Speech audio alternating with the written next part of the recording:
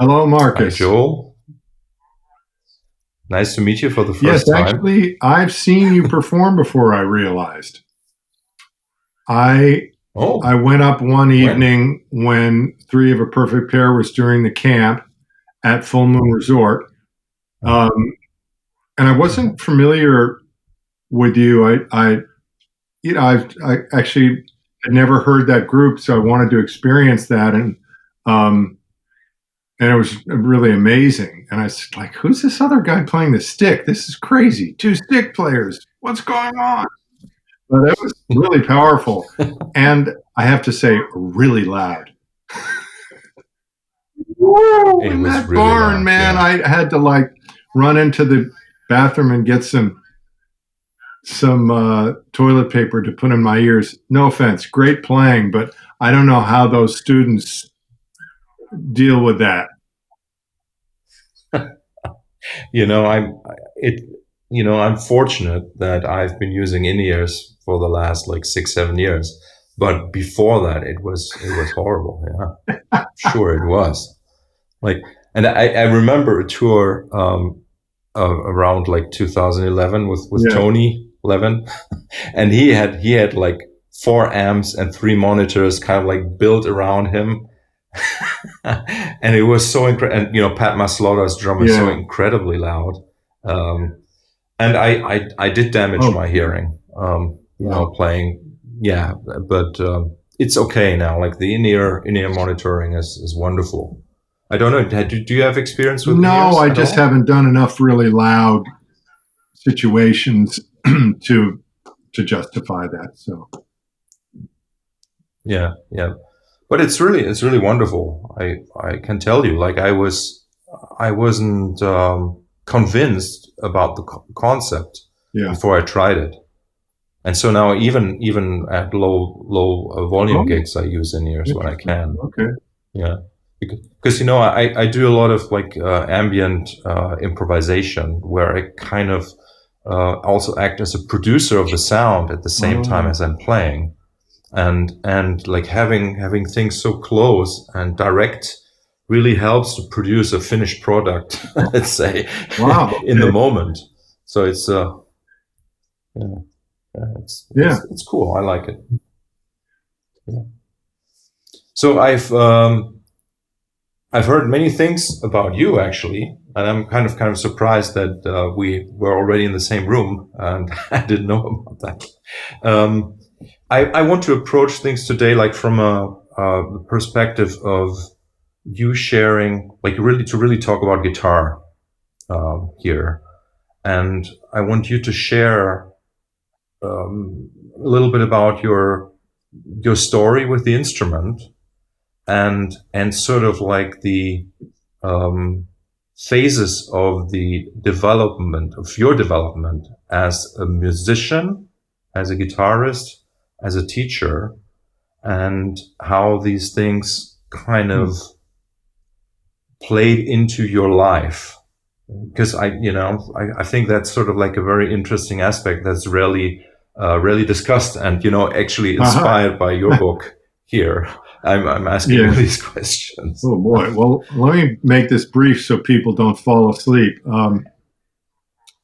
You know, I think like so many people my age and younger, we all sort of started, most of us, I should say, started with rock music because the guitar is so central to that. When you're growing up, it's important, you know, pop and rock music. So, and then I studied classical guitar when I was a kid too, but I always wanted to improvise. It was just obvious. You know, one time I was doing a guitar recital of his Sylvius Weiss, Renaissance piece, and I forgot where I was, and I improvised my way out of it. And the teacher was just like, "That was incredible," you know, and and he didn't say that about the rest of my performance. So, you can take it from there that probably what I was best at as a classical guitarist was still improvising, and it's inevitable. How old were you Well, when I you did that? started guitar when I was about 10, and I, you know, became a just better than mediocre classical guitar player by the time I stopped, and sort of moved more to jazz around 18 or whatever. Mm-hmm. But Mm-hmm. I think that being an improviser, encountering jazz in some form is almost um, impossible not to do. So I always had a Mm-hmm. feeling that I wanted to learn everything though. So I studied so many different ways of playing the guitar, little bits here, little bits there, and always loved so many approaches and loved African music and Indian music and classical music and all of it. So it just all ends up somehow being you at some point. And for some people that happens early. For me, it happened late. I didn't really figure out who I was till I was in my 30s, I feel like. And Mm-hmm. you mentioned teaching, but I think it's inevitable. If you live long enough, you're going to share what you know, whether that's in an institution or privately. Or in this case, I wrote a book, but it's really sharing what we know, not just what I know. Sort of this Yeah. brain trust of guitar players who are part of this extended community of mine, which, by the way, extended even further once I wrote the book, which was great for me. Mm-hmm. Mm-hmm. Improvisation. I'm trying to kind of like remember when I actually became aware of improvisation as a concept, and I think it was pretty late for me. Um, Maybe in my early What 20s. instrument did you start on? Did you start on Interestingly enough, guitar? I had my first guitar lesson when I was.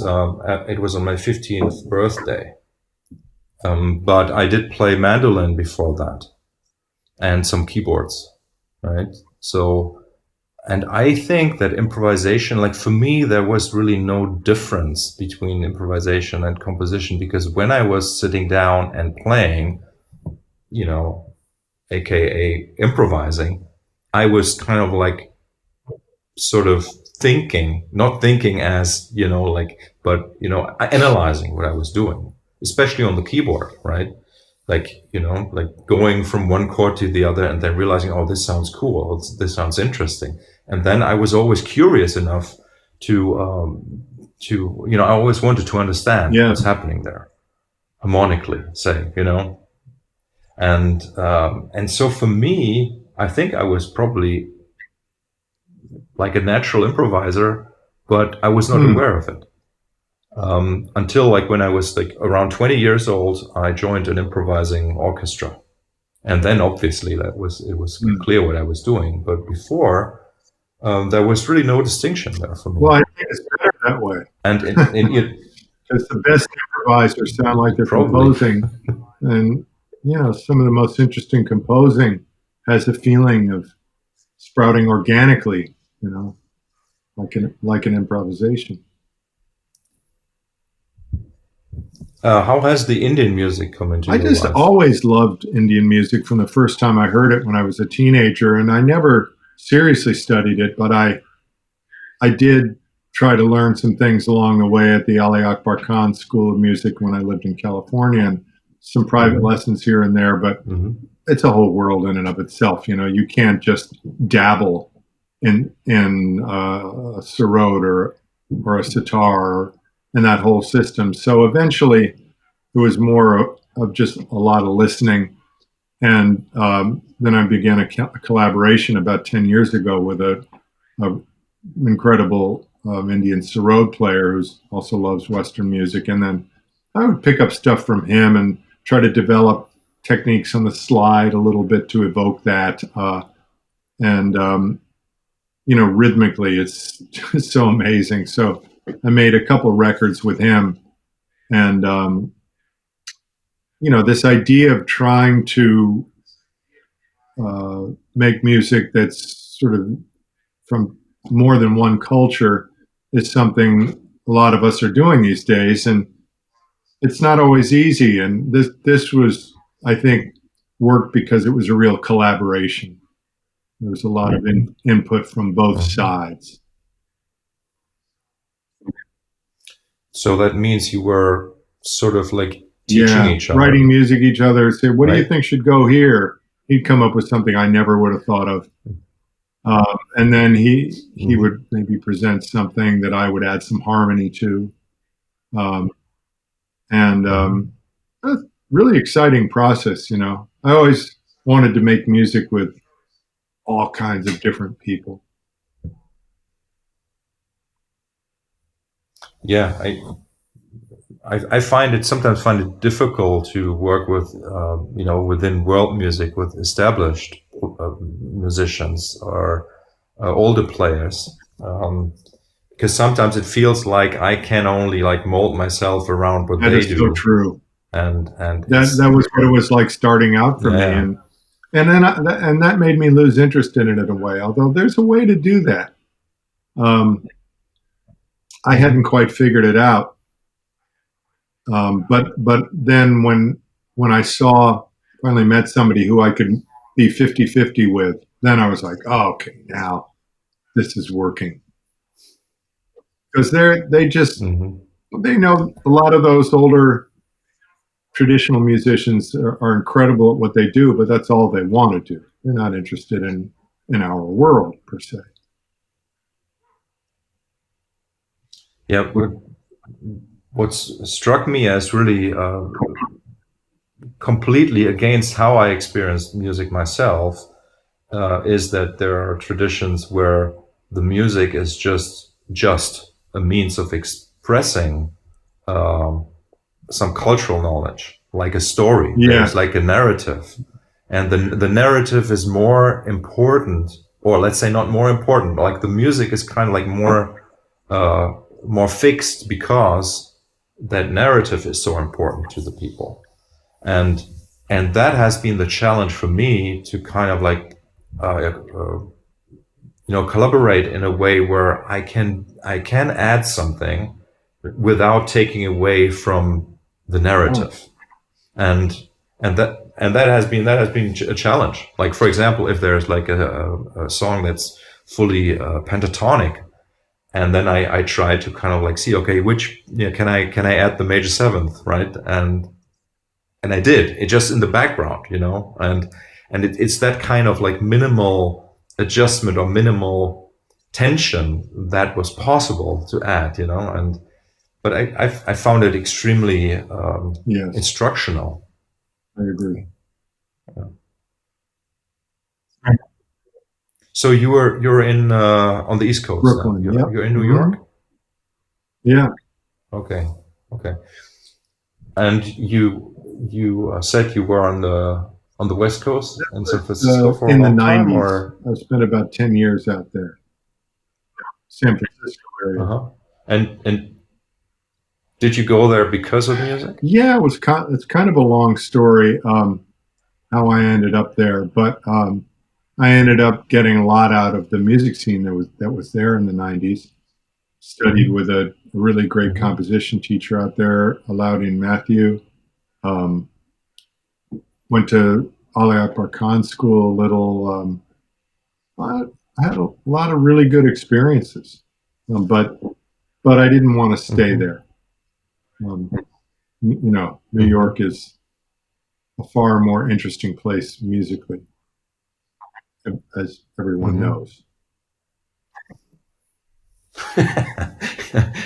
Yeah, I'm always surprised by the difficulty that my band has to even find gigs on the West Coast. Right? Like we maybe play a tour on the West Coast It's every very 5 years, and on the East Coast we well, play every and year, of course like the or we used to. distances are so long out there that Mm. yeah, you're going to have to ride more planes and maybe once you get above San Francisco, it gets a little harder. Now, Yeah, is your band that's the one that I saw on your website that's touring with Tony and Pat Mastelotto? with Tonya. It's called Yeah, yeah, yeah. That's my Stickmen. main band. That's great. Yeah, yeah. That's interesting. Just two stick players and drums. That's great. I'd really like to hear that. will you be playing in New York on this latest tour? Yeah, in April we'll be playing there at the Iridium, I Good. think. Okay, I'll check that out. Late April. Hey, in terms of guitar playing, like you must have played like almost 50 years, right? Yeah, more now. It's horribly enough. Really? Yeah. And it's every kind of gig imaginable. Um, But I'm kind of jealous. I think it's amazing to be to have that kind of history. You know, like 5 decades of you know, let's say potential yeah. discoveries and development. Well, you know, it's funny. You always see what you don't know in life, not what you do know. But you know, think about all the songs I've played, and although it's easy to forget stuff when it comes back to you, and you're playing something, you go, God, I haven't played that song in 20 years, and it feels really great to revisit it. Um, it's great to have all that history in your playing. And you're always trying to figure out new ways to use it. Mm-hmm. So you're also a singer, and I have to say I listened to a couple 3 songs that you were playing on guitar and singing, and I really enjoyed them a lot. Which record was wonderful. Well,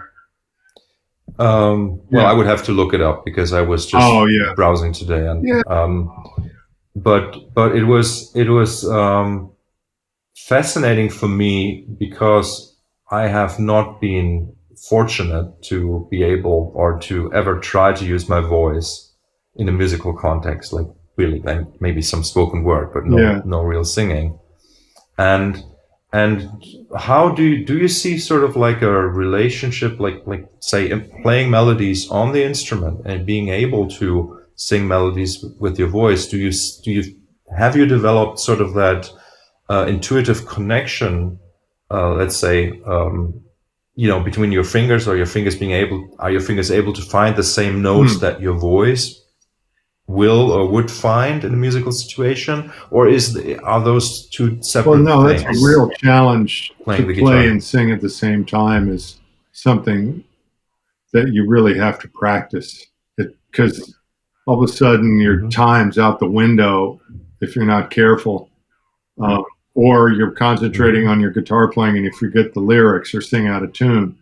It's just something you develop, and it's I can't just learn a song, and especially if I wrote it, really I have to sit with it and really work on it so that it feels natural. But then piano players play with 2 different hands, completely different rhythms. So it's like that. Yeah, like for me, it comes down to sort of developing the ear to be able to hear all these things at the same time, right? Like, so if I can hear the totality of the music, let's say, that's when the timing is right. And so you sort of have to know you're nailing your guitar part before you can really sing. And usually the guitar part's going to be pretty simple. Or repetitive, because where you really get into a challenging situation is where you're doing challenging rhythmic stuff, and your voice isn't necessarily landing where the guitar is. Which, by the way, the later King Crimson records with Adrian Belew playing some of those rhythms and singing some of that stuff is a pretty good example of that. He must have had to spend quite a bit of time making that feel natural. Yeah, for sure.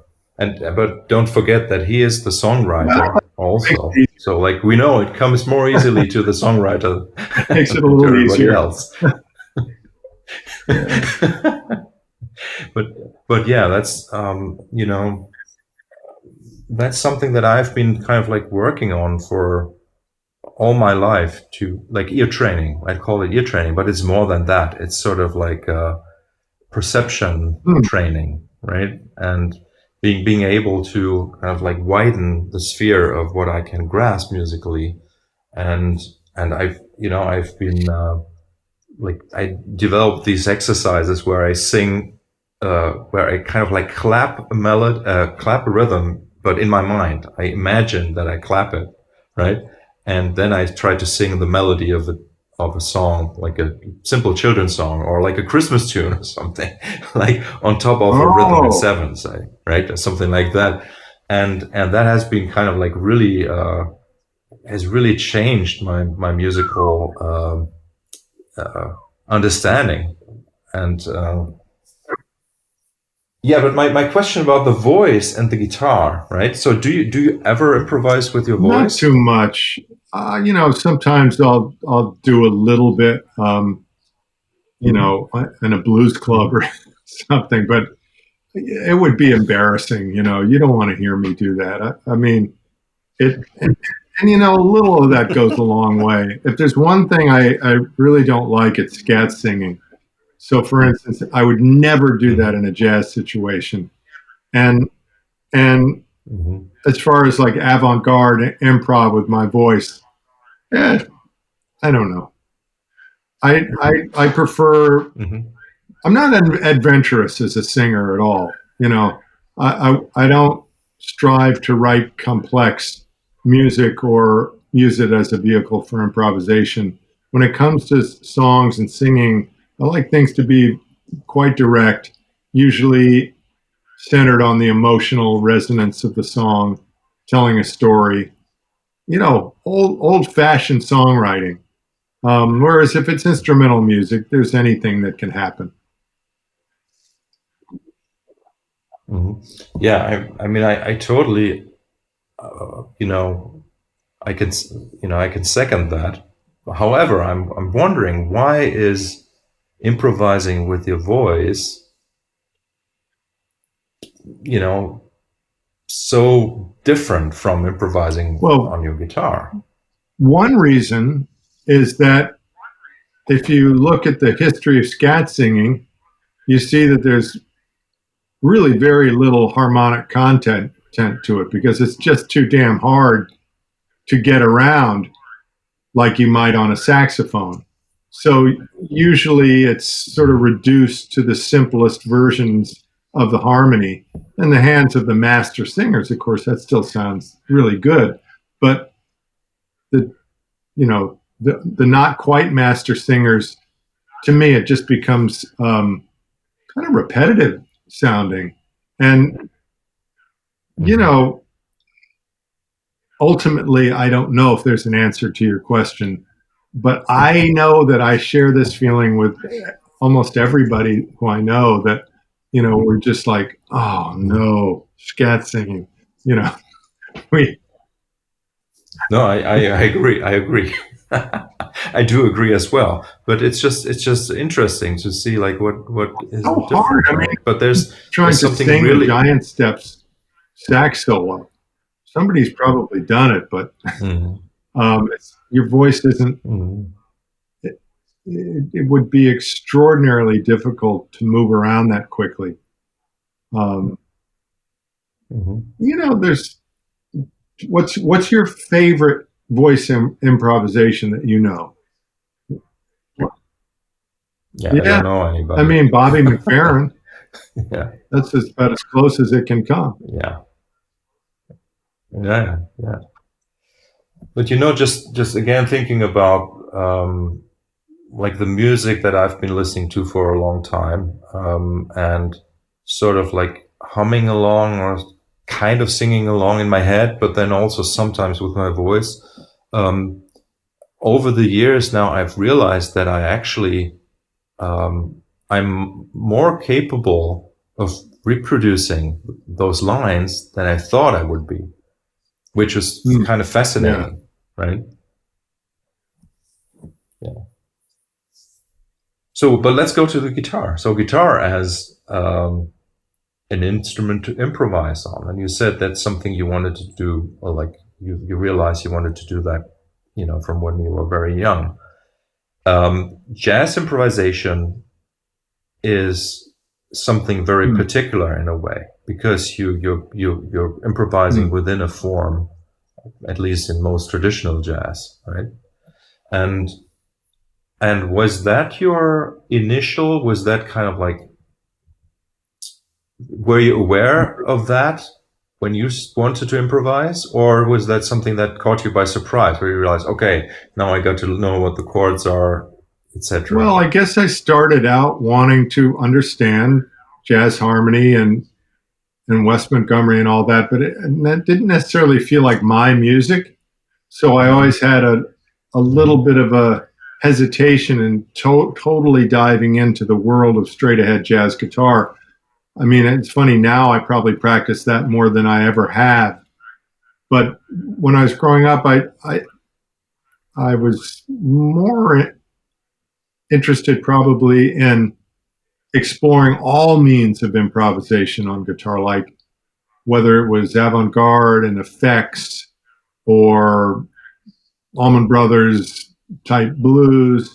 Of course, I always liked country music and that way of soloing, which is much more restrictive, but still a lot of fun.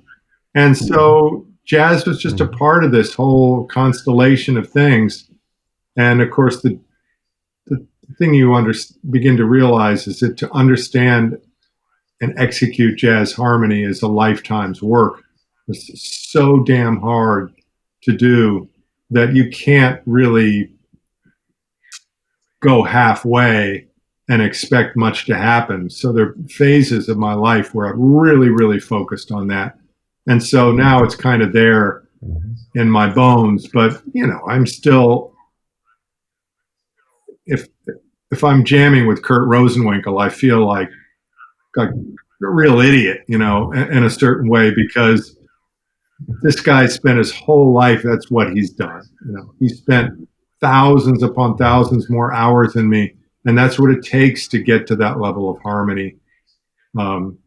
So I always wanted to try to do a little of everything, and it's worked for me and it's worked against me. It's not a good career choice. Mm-hmm. Yeah, I hear you. Yeah.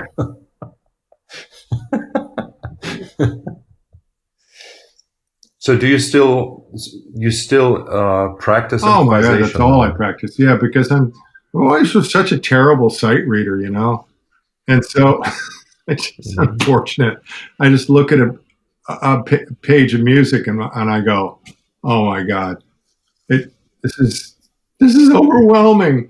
And I mean, obviously, I can read music decently, but it's just more fun to improvise. And so now, it's odd, but I know quite a few of my friends who feel this way. When it comes time to practice, we practice jazz tunes because it kind of prepares you for everything else.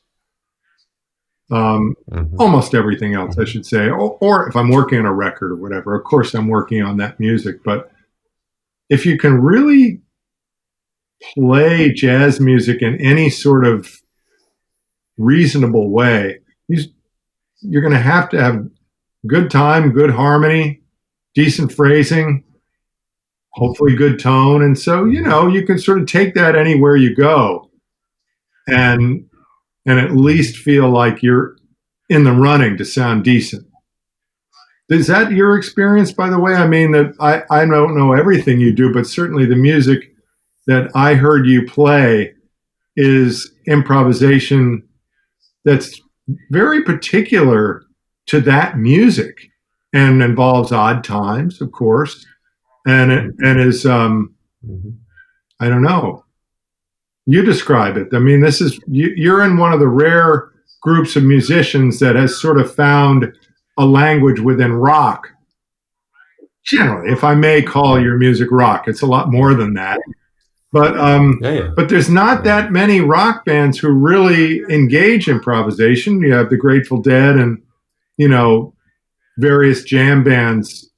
You got Jimmy Herring and Derek Trucks. But, as far as the sophistication of the music, your your stuff's not easy. No, I think really maybe the biggest difference is that I come from Germany, and I have not been exposed to jazz music really, and I do feel like I have a strong bond with jazz as a concept, but not with the sound of jazz, how it developed in the US, right? So for me, my musical background is that by chance, I got exposed to contemporary classical music in the early 70s. So I knew of Karl-Heinz Stockhausen, even when I was like 6, 7 years old, right?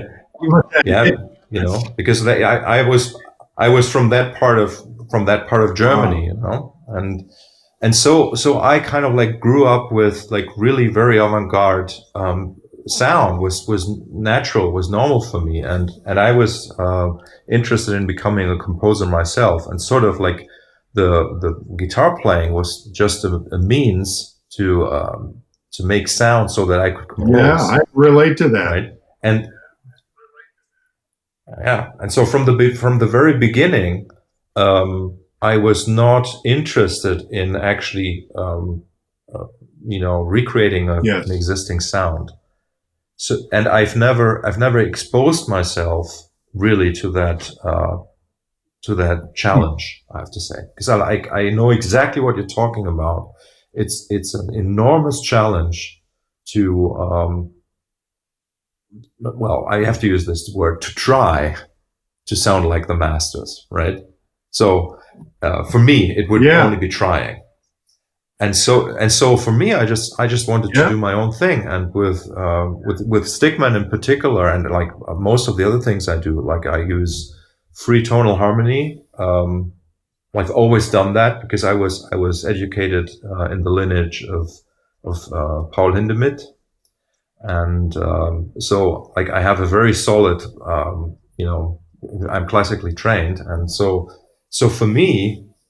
Music is like this playing field is always to use all the notes, like anything goes at any time.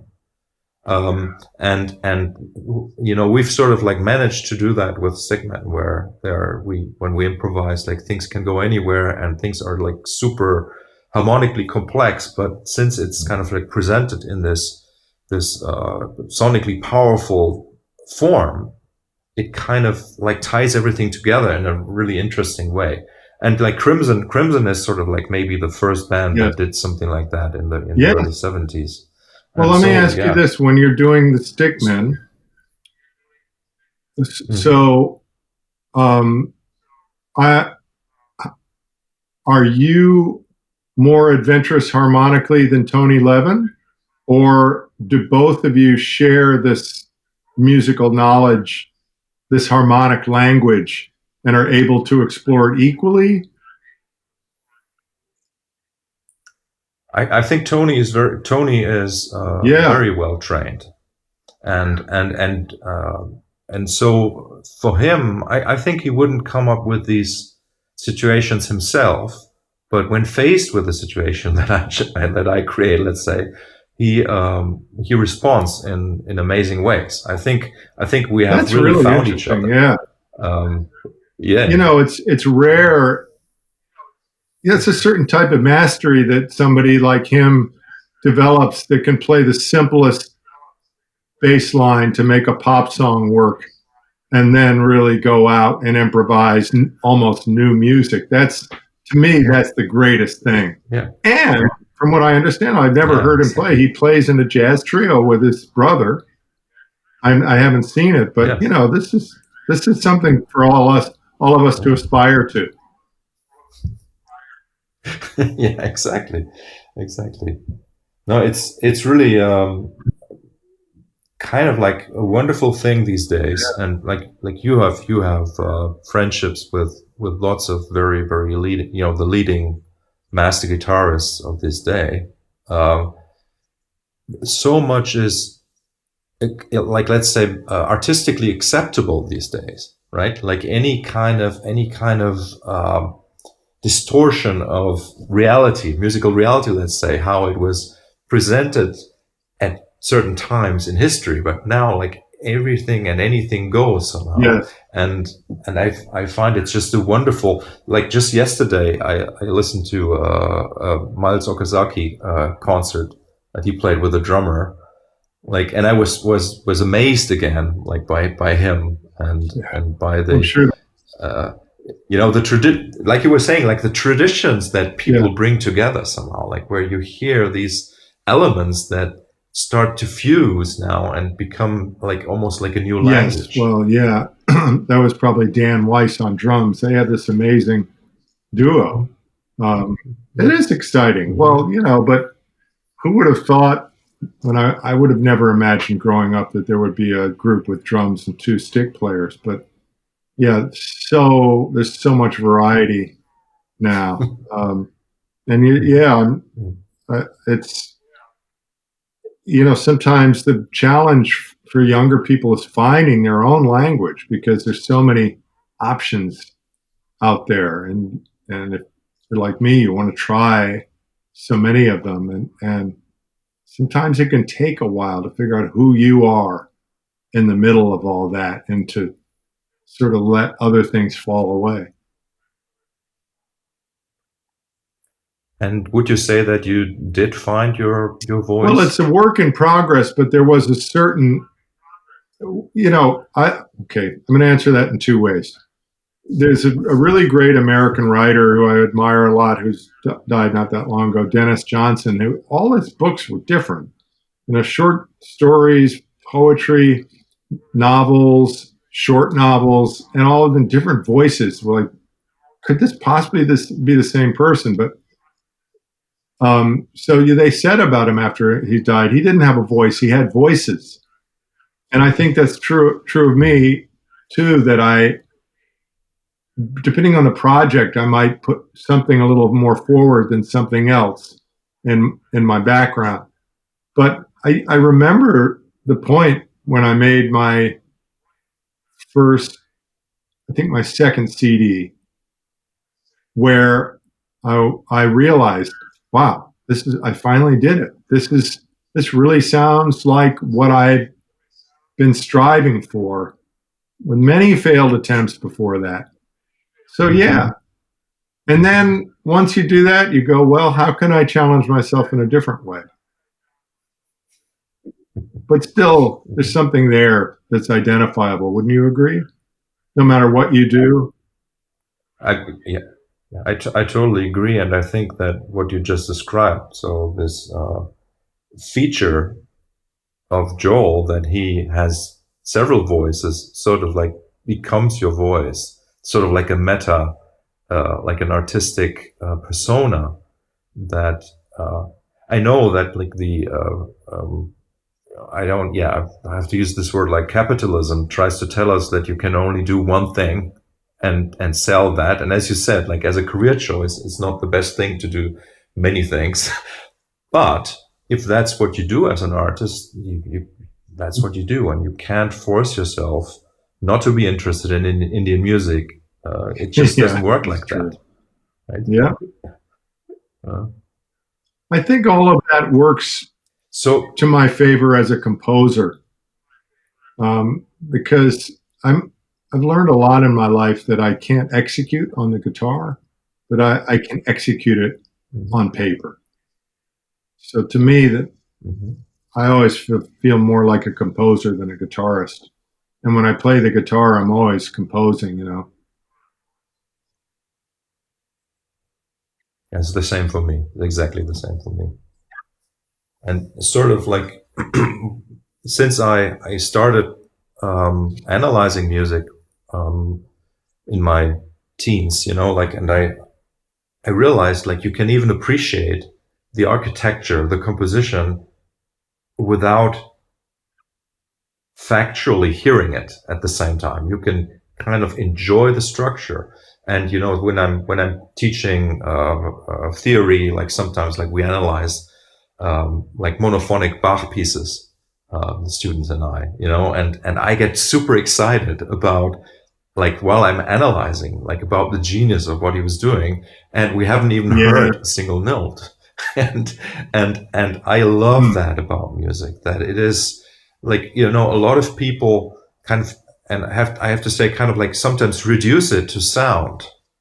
And I think music is more than sound, if that makes any sense, because it is the organizational principle that you can find within the sound is something that also exists away from the sound. Does that make sense? Yeah, it to what I'm does. saying? But also, it shows you have a pretty high level of education to be able to look at a score and know what's going on. Yeah. Yeah. I mean, I listened to a movement from your string quartet that was posted on top of your projects page on your website, and yeah, that was cool to hear that, because it was a little bit like what you just said like a few minutes ago. This is a composer, I said, so this is not a guitarist. And I love that. I really love that. Part of it for me is to play, you're using your body. And I don't know about your body, but my body doesn't always do what I want it to do. Something starts to hurt or feel uncomfortable or feel clumsy. But if I'm writing, doesn't matter. It can be, I can be infinite in my imagination. And I've always been a little envious of those rare players that when they play, it just feels like, oh God, this person could do anything. They've just got this endless storehouse inside of them, and then whatever they ask their body to do, it seems to be able to do it. How is that possible? Right? Do you really think that that's the case? Because I have come to the sort of conclusion that a great technical facility becomes sort of like a limiting factor at some point as well. I mean, if I'm not saying that there are, like, I'm sure there are people where that is not the case. Well, but I think it depends on the person. I think that if somebody's conscious of the fact that they can really, really play fast, but they don't have to all the time, that's the rare individual. Because once you can play fast, apparently we can see from history that you do play fast most of the time. You can't help it. But I have talked to, small handful of players in my lifetime who have said to me, I can sort of play anything I hear. So then the question is, well, are they hearing something interesting? But it's amazing to me. Exactly. Like, wow, that must be an amazing feeling. How joyful that must be, not to always be fighting your body in a certain way. Not that I'm always fighting, but that to feel that infinite well of possibilities, which I feel when I'm composing. Mm-hmm. Yeah. The physical aspect of playing a musical instrument is obviously the most Well, you challenging. play stick. What kind of crazy person are you? Yeah, I'm crazy, but I guess it's sort of like what plays into this discussion, that I chose an instrument that nobody really could play, at least back in the early 90s. Like, there were like maybe 2-3 guys. So I chose it because, for me, and we agreed on that also, the musical instrument is just a means to create the sound world, and because when you're starting out, you can't expect other people to play your compositions, even though, like, for some people that works out. But for me, it was important to also learn about the other side, the performing side, and I think I've become like you having written a string quartet, like my string quartet that I wrote, I kind of like tried to not feel limited by what the players could do. So what I did actually to not fool myself, I wrote the pieces in software, right? But I never used a string sound or strings as sounds to listen to, like back to the composition. I used bell sounds because I didn't want to get kind of like That's distracted. Very good strategy. By it worked, like all I did was like I checked the ranges. Obviously I know what the tunings are, so I know what the open strings are. That's easy, right? But beyond that, I tried not to limit my writing by knowing what the idiomatic stuff is that's string players do. And actually, like with guitar, it's like one of the major kind of like problems that I have with a lot of players is where like somebody may be really, really great, but it sounds too if it sounds too idiomatic to me, then I get bored easily. That is the problem with guitar, because guitar's very hard. It's very hard to get out of the way, the box of a guitar. Piano is a lot easier. Sax is easier. It's set up in a way that first of all, it's really hard to play. Number one, I don't know if people realize, not to play a few chords and sing along on a folk tune. That's pretty easy, but to really negotiate harmony, to coordinate your hands and figure out where you are, since all the notes, like you can play middle C in 5 different places, it's incredibly hard. And I think that's why a lot of people fall into habitual positions and patterns, and it's a very pattern-oriented instrument. Mm-hmm. Yeah, I just had this case yesterday working with a student where I asked him to play the notes of the C major chord of the triad on the fretboard, like in any combination, right? And what happened was that I could see his hand always trying to go into a shape where he could be able to play a chord. But I said, no, play the notes off. So like just play the single notes of the chords. And you could see his hand was almost like automatically trying to find a position where you could finger 2 or 3 notes at the same time. That's our lot. And trying to break out of that is our goal. And many have tried. Only a few have succeeded. And a lot of them are in my book.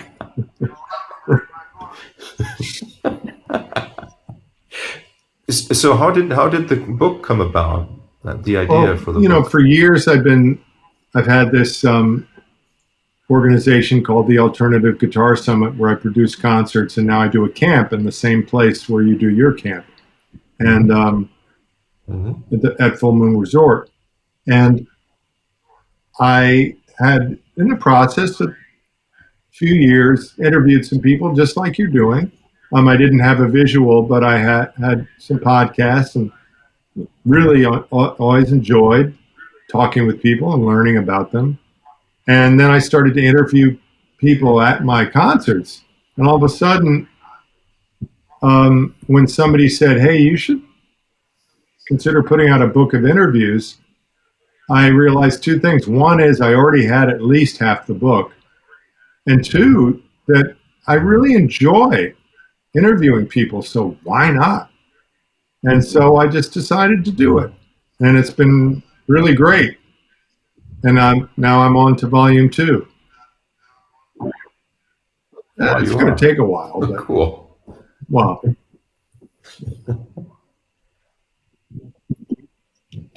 Do you think that you have you learned from other players just so much? I mean, also because of my camp, I have these incredible musicians who I invite, all of whom are better guitar players than me, to teach.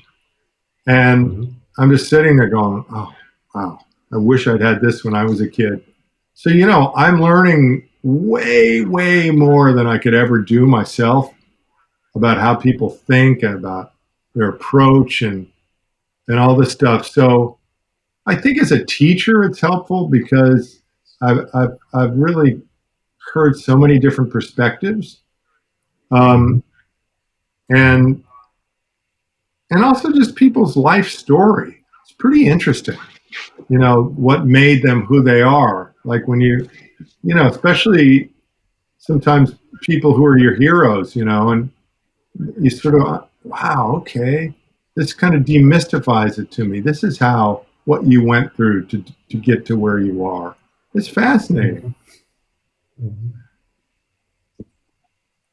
It's totally fascinating, and I'm sort of embracing that as a teacher nowadays, to also look at the um, yeah. I mean, some people call it that you need to have to say something, right? Like as a Yeah. musician somehow. So that means that like your everyday experience kind of plays a big role in terms of inspiration and motivation, yes, for sure, but Yes. also inspiration. And and can you tell me what were there times in your life where you were not inspired to actually play the guitar or to make music ever? Well, I almost never lose the urge to compose, but I often lose the urge to play guitar because it's just so goddamn hard. Hmm. And, Hmm. candidly speaking, the business of music simply gets worse and worse the older I get. And so I tend to be motivated as a player because I have somewhere to perform. And especially with COVID, it's made it worse. And there are many times where I just think, well, why am I going to practice today? And it always comes back to simply because I want to. Um, but as a Hmm. composer, I get excited more easily because again, it feels more infinite to me. I feel like I can express myself more. So I try to, you know, accept that that's the way it is for me now, and that not punish myself like I used to if I don't play as much in a given week as I should think I should. Um, and then yeah, of course, there's times where you feel like, oh man, I don't know what to write. I don't know why I'm doing this. I don't know. I've wasted my life. It's hopeless. All those Hmm. thoughts, I mean, just almost, I don't know how many people avoid that. You wake up at the middle of the night and you go, what have I done? And then the sun's Yeah. shining and you pick up your instrument and you go, this is cool. I'm so lucky. Let me just have some fun. Yeah, luckily for me, I again, like I hear you, totally hear you. Um, I haven't woken up at night though, like for with concerns like that. But yeah, COVID has really kind of like shown us artistic types, let's say, how that we're at the low, uh, Um, how do you say, the low end of the food yeah. chain And somehow. also, it's taught us a lot about self motivation, you know, Yes. at a certain point, after the first couple of months go by, you're like, okay, this is now my time to learn how to play solo. And that's what I did Hmm. because How did you for approach me, it that? was playing jazz tunes because I wasn't attracted to writing solo guitar pieces, but then I started to do that also. But I decided I would more wanted to write music for other people to play on guitar. But as far as Hmm. improvising, Hmm. I had never taken these jazz tunes and tried to play them a lot on my own. It was always based on playing with others. And man, did I learn a lot. And then it started to get really fun because as much as this sounds like a revelation I should have had when I was 20, it took me that long to realize that, wow, I'm practicing music now. I'm not Hmm. practicing technique Hmm. so much, although that's there. I'm not Hmm. practicing um, coordination or harmony. I'm practicing a piece of music, and that made it more fun for me. Mm-hmm. And it also felt like I was filling in a hole in my development, because most of these people did this in school where I didn't. I was writing weird avant-garde music and, thinking, jazz isn't for me, and, playing really loud, crazy rock music when I was in school. Mm-hmm. Yeah, this has come up a lot for me in the past year. This idea of utilizing music as an educational tool, right? I think for me it's more of a fluid situation. Like you can play a piece of music as an exercise, but you can also play an exercise as a piece So of music. true. Yeah. Right. So it kind of like depends on the attitude, on the mood we're in, and also on what we're working on. And sometimes we don't even know what we're working on. Yeah. Well, I don't know about you, but a lot of times if I don't have anything else I want to do, I just play Bach. It always works. It's never boring. It's always challenging, and you always feel better afterwards. Just play the music of the master. Yes. I mean, the challenge with the instrument that I play was that there was no technique, no tradition. That's tough. About technique. And so that's why for me, the focus with like a new student is always to give them a solid foundation. And like for somebody who practices every day, for like 3-4 months, it's no problem. And then you can kind of like move on and play music. But for me, also as an improviser, like I wonder what you think about this. For me, like the technical facility, and what I mean by that is that like my fingers basically can go to any place on the fretboard at any time, in any combination, and like kind of like express, say, the mental image I don't want to talk about like what I'm hearing, because it's not necessarily what I'm hearing. It can also be something that I'm feeling, right? So and so that's why I've had a lot of focus on technical exercises, but I don't think that I really use them in a musical situation. So it's only to prepare the body. Absolutely. Right? You have to do that stuff. I mean, I guess I just do less of it than I used to, but you have to spend those countless hours doing that. Absolutely. And yeah, you don't want that necessarily to come out in your playing, but it's there, it's implied, and it enables you to sort of execute what you're hearing in the moment. It was fascinating when I watched that song of yours where you were singing and playing some arpeggios. Like your right hand, it was pretty obvious that you had played and practiced a lot. Just by looking at your right hand. And I like seeing something like that makes me happy, because like I kind of like see that there is like a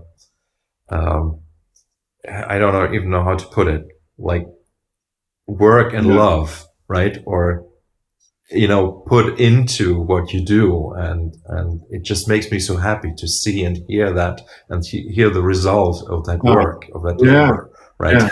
Yeah. Absolutely. Yeah. Isn't it a fascinating world, like making music? And as you say, the guitar is a very, very hard instrument. Yeah. Kind of like an endless space. But it's also the thing that I really love about the guitar is there's so much you can do on it. The possibilities are so limitless with an electric guitar, especially. The sounds you can make, all the history of roots music, the different volumes you can use. You can use harmony or not use harmony. you can just play noise. It's it's really great that way, and the differences between acoustic and electric or National Steel, slide, so many different sounds a guitar can make. So you did work with Mick Goodrick, For right? most of 1 year. Yep, that was when I was very young. But he must have had a He did huge have an influence, influence. Yep. Yeah. In fact, we are right? in March of, I guess it's March 12th, in 2 months. We're doing a concert celebrating him, and a lot of his students are going to be part of that. So it's really going to be cool. Some will play live, and some will stream. But like Julian Lage and Wolfgang Mutzbiel will play together for the first time, that type of thing. So that's really going to be gratifying. Is that going to be part of your? Yeah, that's kind of the only thing I'll summit? do, because with COVID, I just haven't wanted to schedule anything major. But this will be in a small space and streamed all over the world. So, you know, uh, I hope anybody watching this will check that out. Yeah. So what was the pre-COVID form of the Alternative So Guitar usually Summit? 3 concerts. There'll be all totally different, with people collaborating or doing their solo projects, or maybe we do the music of a certain composer, a living composer, music of Ralph Towner, for instance. And usually people who are not super famous. Every now and then, 1 or 2 people who are pretty well known. Always in New York City. And then I have been doing, since COVID, virtual camp every year.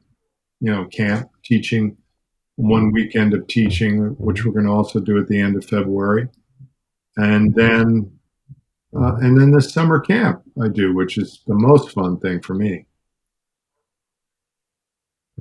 You guys have a very dedicated following for that camp, I've learned. Guys who just come back. And it's mostly guys, of course. Same with my camp. Unfortunately, as much as we wish that it was more, there's more different things. I think it's probably about 10 to 15% women now. So it's not. We had not 2 too women bad. out of 100 people last year for the guitar camp, and I was, what am I doing wrong? Or what is the guitar? It's not me. It's the guitar world. It's changing, but it's not changing fast enough.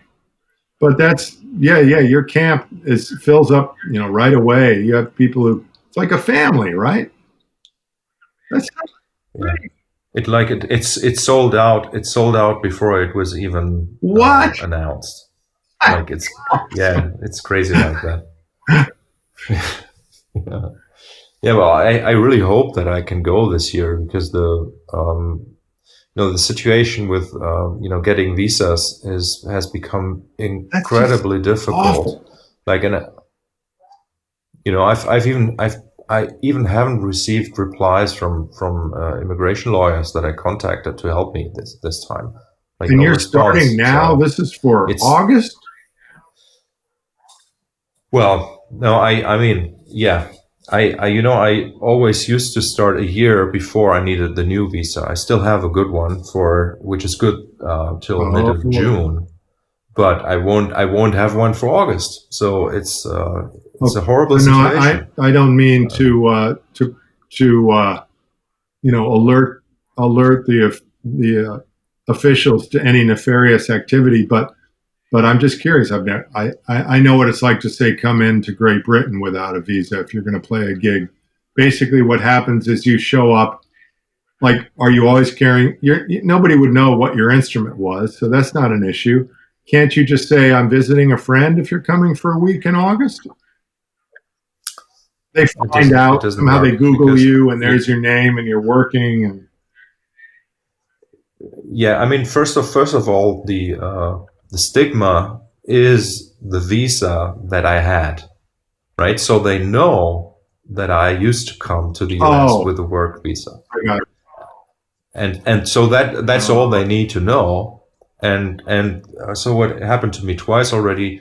The I didn't have the work visa anymore, and I was just visiting, and they always took me Yeah, to the back room and Googled and I mean, I kind of like, in a way, I understand that they need to check, right? So yeah, but I then, hate that because you're not it's really, taking work away it's from really, anyone by coming to do this camp. Nobody else can do what you're doing, and that should be yeah, simple. I tried to yeah, get some guys from Norway to come over and play at one of my concerts, and the visa was, this is pre-COVID. It would cost like $2,000. That's yeah, ridiculous. It's just awful. yeah, And even John McLaughlin, remember him saying, "I don't want to come play in the U.S. anymore. I'm sick of it.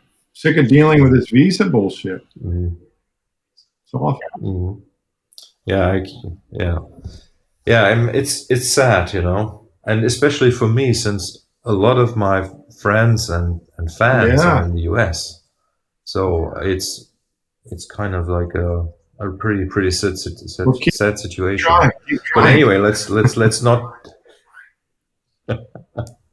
Yeah, I don't know. Like it seems, you know, like what I was saying about the food Yes. chain, right? The art, the arts or cultural reasons, they don't really exist in the mind of a bureaucrat.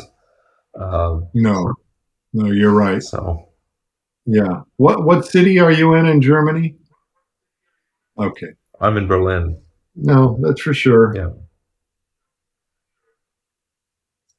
yeah. So will you travel this year? Are you going to travel outside of the U.S.? Not that I know of, because it's Mm-hmm. it just has not felt reasonable to try to schedule anything. I mean, I can't even imagine what anyone in Europe would say to me right now. That it's one thing if you're a real star, but Mm-hmm. they probably got so backed up in everybody that they've wanted to have. 2 years worth of concerts that have to be made up for. I mean, it's it's just hard to fathom the backlog, and it was always hard to get gigs. And now, um, I don't know, man. We'll see. Yeah. So have you been like? Let's just ask you this way: how depressed No, have you not that bad. been throughout Because what I've been this time? doing is writing music. Yeah, I mean, Mhm. yeah, of course I miss playing. That's such a Mhm. part of who we are. But man, I've written a lot of music over the past 18 months, a ton of music. And so that's really exciting. And thank God for being a Mhm. composer, because I think it would be harder if I was just a player, and not playing a lot. And playing's gonna come back, it'll be okay. I think it'll be. I'm not saying that it's going to be easy to book stuff in Europe or anything like that, but as far as just playing, gigs around where I live or the U.S., all that will come back, and we have to remember that. And it did for a while, and then now it's gone away again, but it'll come back again. Mhm. Yeah, I really see like there's potential for some good stuff to happen after this, because things will have to kind of like, the cards need to be Yeah, reshuffled there. somehow. Yeah, yeah, And for some people that's going to be very bad. I think that a lot of like um, older idols of ours, right? They were maybe like still going, and Yeah. but just imagine like having like a 3 year break Yeah. in your usual schedule, and that really puts you. Well, It's a yeah, generational change that I suspect I is going think to that's happen, right? true. Yeah. And you're, 2, 3 years gone, you're like, I don't have that many years left to do what I do. This real, I'm sure for a lot of people, it feels really like something has been stolen away. Um, Yeah. but we're always at the mercy of forces greater than us. And so how we deal with it is Yeah. is always the test. Mm-hmm. We can't control history, but we can control how we react to it. Mm-hmm. Yeah, I agree. And it's wonderful to have I know, music. God, at least we're so good at It's entertaining ourselves. So a lockdown comes, and I'm like, a lot of my friends and I would say, well, this is awful. Yeah, what's going on? But I'm kind of like enjoying like being able to totally focus on whatever it is, playing, practicing, or writing a piece of music. Or there was an upside for musicians, and you can say that while also lamenting all the suffering people have gone through. Mhm. I've done a lot of writing too, like Yeah. I'm trying to put together a book of essays, and um, there's been more time for that. But, for me, that's always something I might fit in between things. So, What are these essays about? well, obviously music, but I'd say some of them are just experiences of mine and reactions I've had and people who I've really valued. Um, so it's not music criticism. I don't think I'd be very good at that. It's more just Hmm. um, storytelling.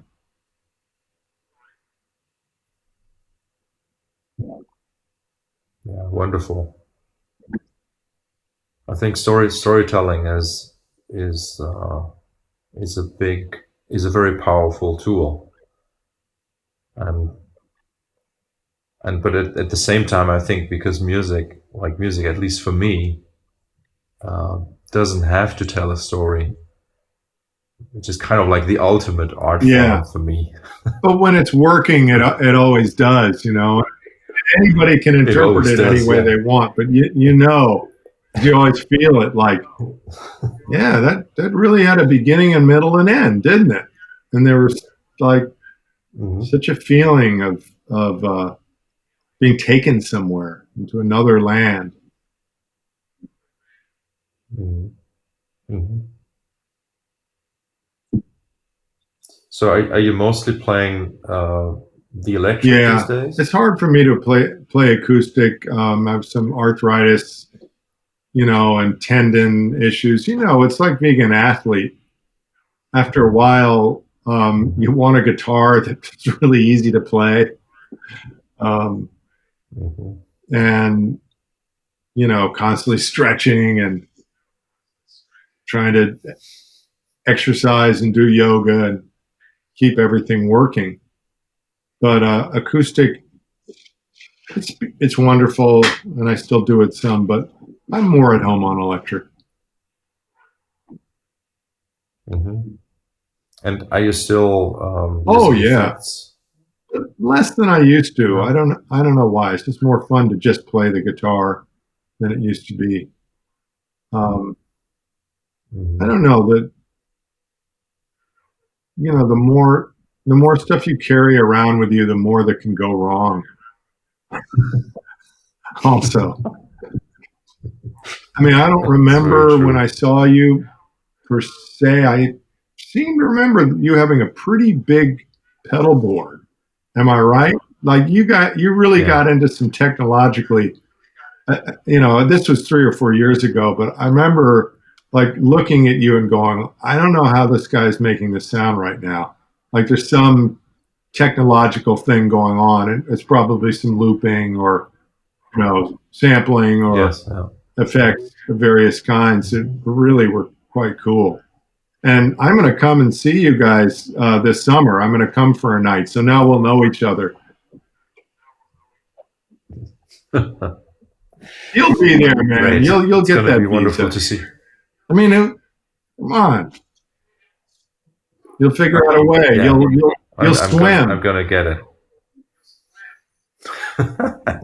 The thing is that there is not much you can do if the system doesn't work, right? I Like know. You I feel don't so know. helpless, and these days, yeah, you can't.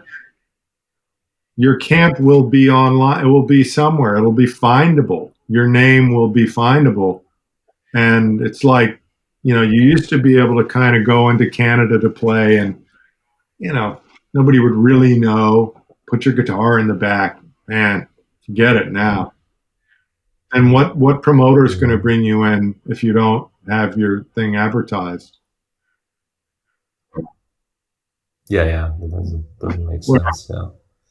Yeah, I mean, I'm trying to stay positive, but I've had the situation twice already where I just didn't get the visa or didn't get it in time.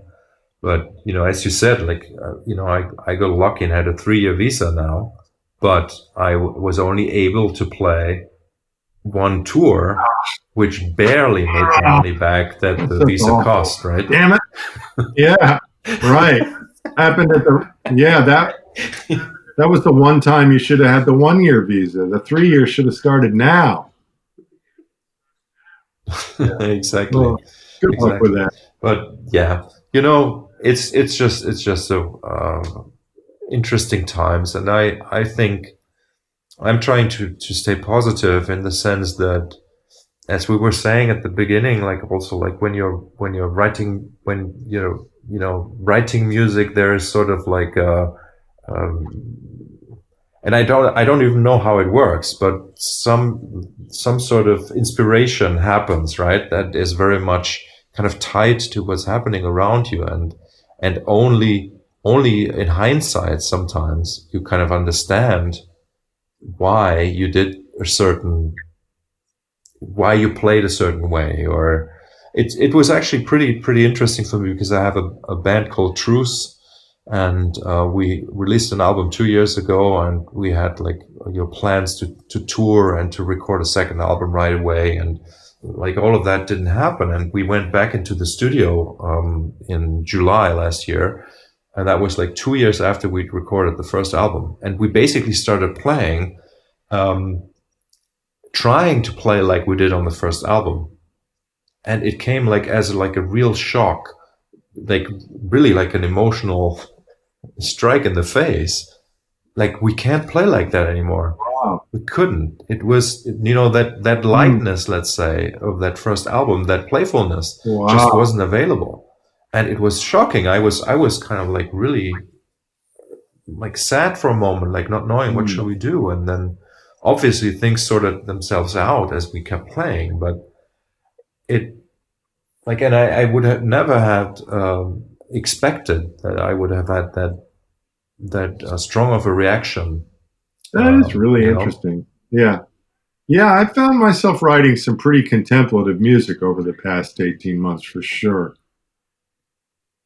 And yeah, when you jump back on stage when you haven't been doing a lot of gigs, you're rusty. Just like, oh, come on. yeah, You remember this. Come on, hands. yeah, but there was something. Your There was spirit. more to it, even like, yeah, that Yes, spiritual rust. that's a good name for a band. Spiritual rust. That Hey, maybe that's going to be the yeah. title of our Can conversation. I borrow that to name a tune? Yeah. Of I'll course, I'll credit you. feel free. Really? Hey, thank you so Thank much, you. Joel. Hey, this has really been fun. Yeah.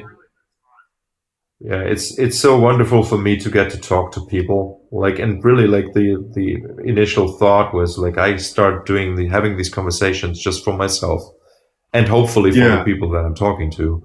But not thinking about like what other people would take from it. But it's been a real pretty at least artistically successful endeavor to now do these do you conversations. put these on YouTube, or do you just have them on your website, or what do you do? Yeah, they are on YouTube and they are also on all podcasting services, so people can find them on Apple and Amazon and Spotify and whatever. So it's like people can subscribe and then they always get the new episode downloaded Sure. on their device. Terrific. Yeah, and Yeah, also on YouTube. that's Yeah. great. Well, good, good. I'm really glad you included me. Oh, it's a pleasure. And I really, I mean, this is not for promotion, but It this is for book is promotion. great. It is for promotion. Guitar talk. but don't tell anybody. Well, certainly for any guitar player, Okay. there's going to be something to learn in there. I don't know about the other instruments, but it was a lot of fun to put together, as was talking with you. So thank you. Okay, see you You're in welcome. August, if not You're before. welcome. In April. I'll see you in April. Yes, in April. Okay, In April. good. Yes. Okay, Okay. See you bye. then. Yeah. Bye bye for now.